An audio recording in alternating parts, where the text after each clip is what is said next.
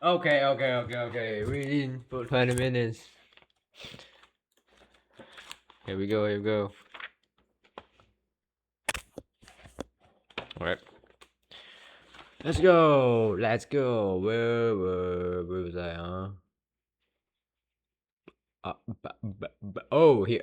Harry woke early on Saturday morning and lay for a while thinking about the coming Quidditch match. He was nervous, mainly at the thought of what would say if Gryffindor lost, but also at the idea of facing a team mounted on the fastest race in Broomsgold could buy.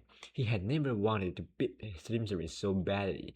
After half an hour of lying there with his insides churning, I don't know, it's like anxiety or something. Oh shit. Churning.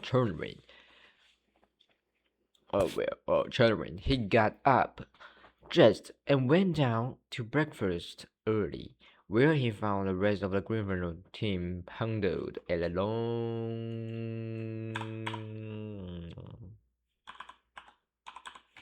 huddled or huddled huddled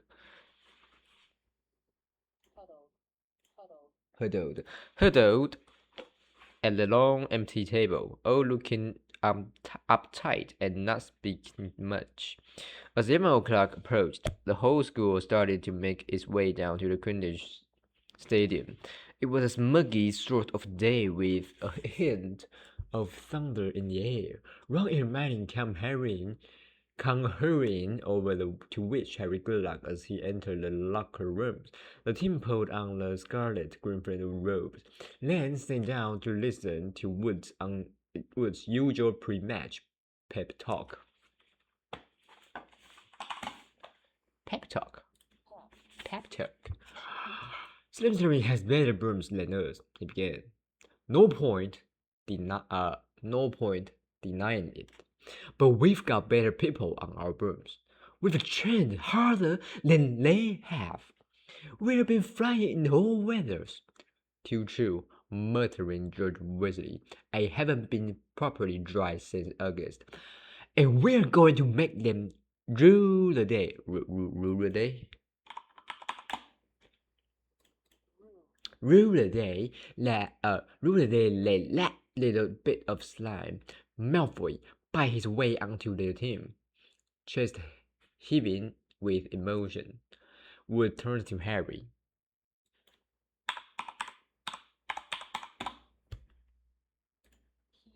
Ooh. It will be down to you, Harry, to show them that a seeker has to have something more than a rich father. Get to that snitch before Malfoy or die trying. Harry, because we've got to win today, we've got to. So no pressure, Harry, said Fred, winking at him. As they walked out onto the pitch, a row of noise greeting them, mainly cheers, because Ravenclaw and Hufflepuff were anxious to see Slytherin beaten. But Slytherin in the crowd made their boos and hisses heard too. Maiden Hooch, the Quidditch teacher, asked Flint and Wood to shake hands, which they did, giving each other threatening stares and gripping rather harder than was necessary. On my whistle, said Madam Hook. 3, 2, 1. With a roar from the crowd to speed them upward, the 14 players rose toward the lead sky. Harry flew higher than any of them, squeezing around for a snitch. All right there, Scarhead, yelled Malfoy, shooting underneath him as though to show off the speed of his burn. Harry had no time to reply. At that very moment, a heavy black bludger came pelting toward him. He avoided it so narrowly that he felt it ruffled his hair as it passed. Close one, Harry, said George, striking past him with his club in his hand, ready to knock the bludger back toward the Slytherin. Harry saw George give a bludger a powerful whack in the direction of Edwin. What the is Palsy? Is that pronounced pause? I don't care about your shit anymore. But the browser changed direction into mid-air and shot straight for Harry again. Harry dropped quickly to avoid it, and George managed to hit it hard toward Malfoy. Once again, the browser swerved.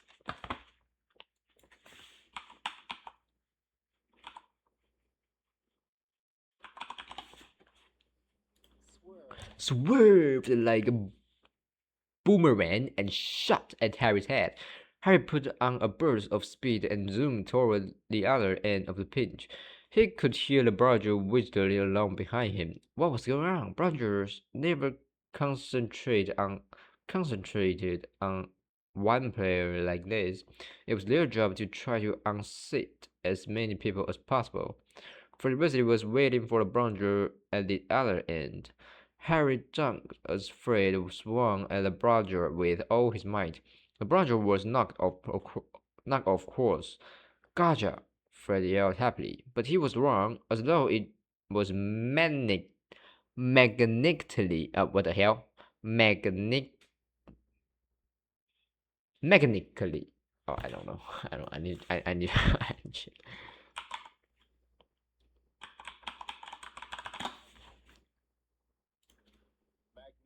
magnetically attracted to Harry. The brother pelted after him once more, and Harry was forced to fly off at full speed. It had started to rain. Harry felt heavy drops fall onto his face, splattering onto his glasses. He didn't have a clue what was going on in the rest of the game until he heard Lee Jordan, who was Oh my god, so he got knocked down, man. Is that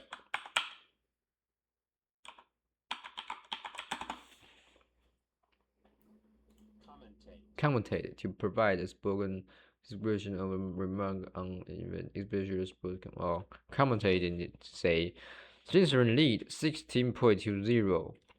The Slytherin superior brooms were clearly doing their jobs, and meanwhile the Mad Badger was doing all it could to knock Harry out of the air.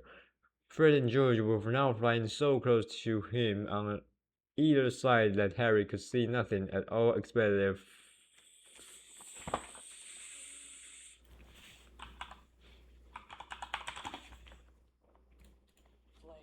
flaring arms and had no choice to look for the snitch, let alone catch it. Flail to move energetically in the uncomfortable way. Okay. Someone's tempered with this brother.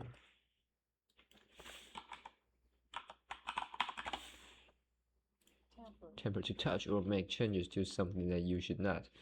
Usually without enough knowledge of how it works or when you are trying to damage it. Okay, Fred grounded, swinging his bat with all his might as it launched a new attack on Harry. We need timeout, said George, trying to signal to Wood and stop the Browner breaking Harry's nose at the same time. Wood had obviously got the message. Madam Hook's whistle rang out, and Harry, Fred, and George dived for the ground, still trying to avoid the mad Bludger. Is that Bludger? Bludger? I don't. Roger. What's going on? Said Wood as the Gryffindor team huddled together. Where's Slytherin in the crowd jeered?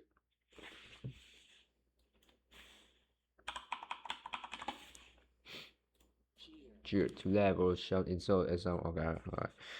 We are being flattened, Fred. George. Where are you when that Bludger stopped Angelina scrolling? We are 20 feet above her, stopping the other brother from murdering Harry, Oliver, said George angrily. Someone's fixed it. It won't leave Harry alone. It hasn't gone for anyone else all game. The Slytherin must have done something to it. But the brother had been locked in Madam Hook's office since our last practice, and there was nothing wrong with them then, said Wood anxiously. Madam Hook was walking toward them, over her shoulder. Harry could see the Slytherin team jeering and pointing in his direction. Listen, said Harry as she came nearer and nearer. With you two flying around me all the time, the only way I'm going to catch the snitch is if it flies up my sleeve. Go back to the rest of the team and let me deal with the rogue one. Don't be thick, said Fred. It will take your head off. Wood was looking for Harry to Wesley. Oliver, this is insane, said Alicia Spinnet angrily. You can't let Harry deal with that thing on his own. Let's ask of an inquiry. I don't know. Inquiry. A question. What? Inquiry. If we stop now, we'll have to forfeit the match.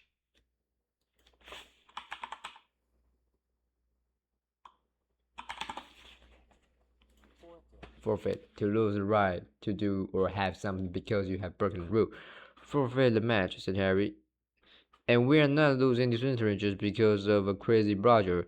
Come on, I better tell them to leave me alone. This is all your fault, Jordan said angrily to Wood. Get the snitch or die trying. What a stupid thing to tell him. Madam Hook had joined them. Ready to resume play? She asked Wood. Wood looked at the determined look at Harry's face. All right, he said. Fred, George, you heard Harry. Leave him alone and let him deal with the Roger on his own. The red was falling more heavily now on Madam Hook's whistle. Harry kicked her into the air and heard the telltale. What tell? Telltale, allowing a secret to become known. Telltale whoosh of the bird behind him. Higher and higher Harry climbed. He looped and swooped. Spiraled,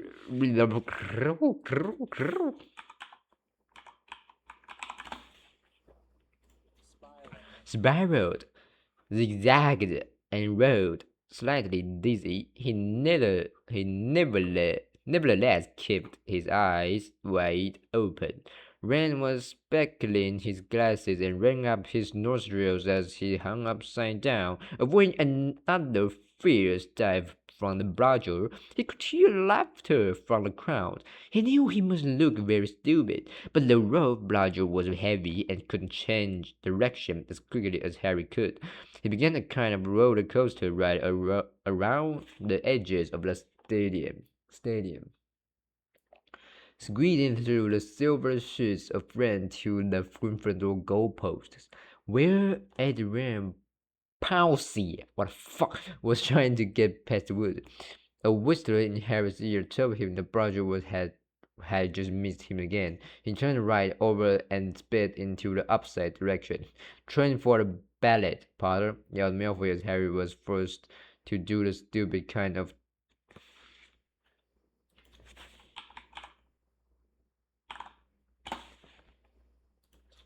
tour in midair to dodge the badger. To turn something quickly super okay. And he flayed.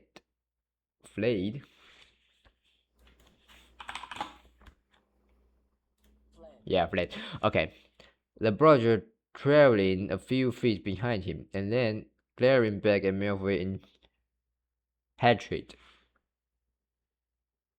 He saw it, the golden snitch. It was hovering inches above Malfoy's left ear, and Malfoy, busy laughing at Harry, had seen it.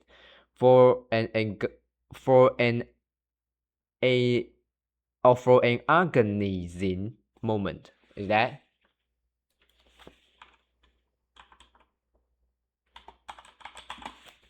No. Oh, is this?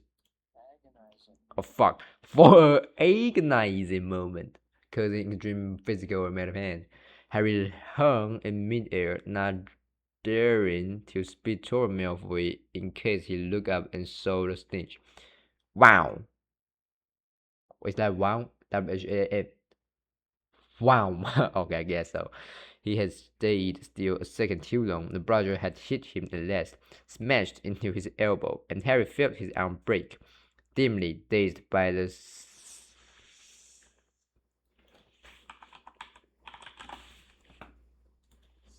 searing if something such as the feeling or temperature is described as searing in its extreme. Wow, is that okay? I don't. It's like I don't know how to describe that. It's like okay, yes. Searing. Mm-hmm. Huh. Searing pain in his arm. He slides sideways on his rain-drenched boom, one knee still crooked over it, his right arm dangling useless at his side. The brother came pelting back for a second attack. This time aiming his face, Harry swerved out of the way. One idea firmly lodged,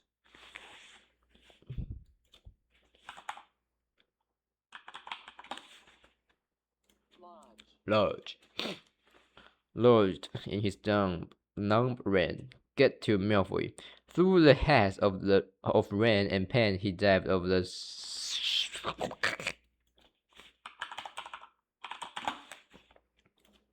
shimmering, sneering face below him and saw it eyes with fear. Malfoy thought Harry was attacking him. What the? He gasped.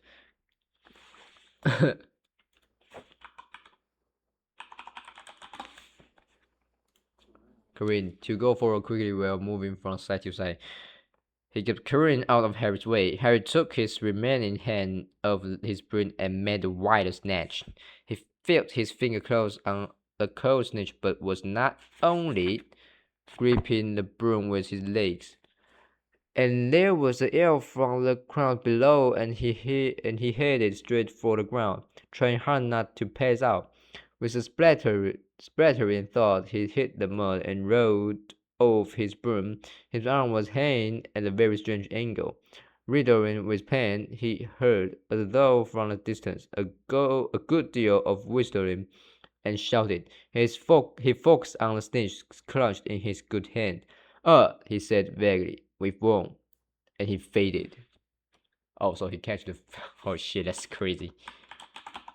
Ah. Faded. Faded. Oh my god. He came around, ran falling on his face, still lying on the field, with someone leaning over him. He saw a glittering of teeth. Oh no, not you, he moaned. Doesn't know what he's saying, said Lockhart loudly to the ancient crowd of Gryffindor pressing around him. Not to worry, Harry. I'm about to fix your arm. No, said Harry. I'll keep it like this, thanks. He tried to sit up, but the pain was terrible. He heard a familiar clicking noise nearby. I don't want a photo of this, Colin, he said loudly. Lie back, Harry, said Lockhart. Sooth what?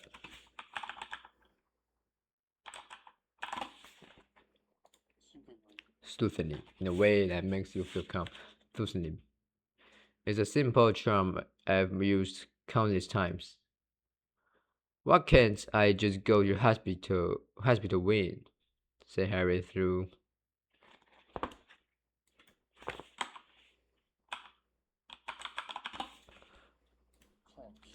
clenched teeth. To close or hold something very tightly, often in the determined or it's like clenched teeth. He should really, Professor, said Murray Wood, who couldn't help grinning even though his sticker was injured. Great capture, Harry. Really spectacular. Your best yet, I would say. Through the thicket of legs around him, Harry spotted Fred and George Weasley wrestling the rogue bludger into a box. It was still putting up the terrific fight. Step back, said Lockhart, who was rolling up his straight green sleeves. No, don't, said Harry weakly. But Lockhart was. Oh my god, what doing? What doing, man?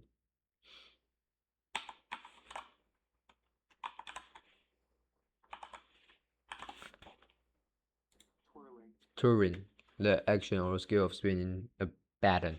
Baton, what? Or baton. Touring his wand, and the second later had directed it straight at Harry's arm. A strange and unpleasant sensation started at Harry's shoulder and sprayed all the way down to his fingertips. It felt as though his arm was being deflated. He didn't dare look at what was happening. He was shut his eyes, his face turned away from his arm, but his worst fear was realized as the people above him gasped and Colin Gravy began clinking away madly. His arm didn't hurt anymore, nor did it feel remotely like an arm. Said Lockhart. Yes, well, that can sometimes happen. But the point is, the bones are no longer broken. That's the thing to bear in mind. So, Harry, just what the hell? Just toddle up to the hospital wing. Mr. Wesley, Mrs. Granger, would you escort him? Escort. To go with a person. Okay, what the hell? What did you do? Escort him. Okay, Madam Pomfrey would well be able to tidy you up a bit. As Harry got to his feet, he felt strangely lopsided. Taking a deep breath, he looked down at his right side. What he saw nearly made him pass out again. Poking out of the end of his robes was what looked like a thick, flesh-colored rubber glove. What the fuck? He tried to move his fingers. Nothing happened. Oh, that's crazy, man.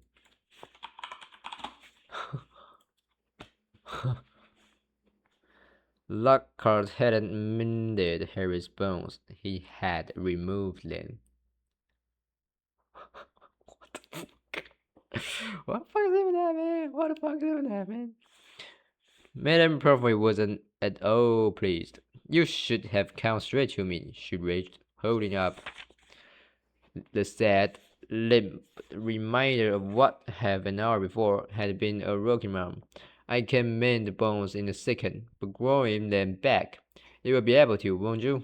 Said Harry desperately. Oh, I still forgot how to pronounce that shit, man.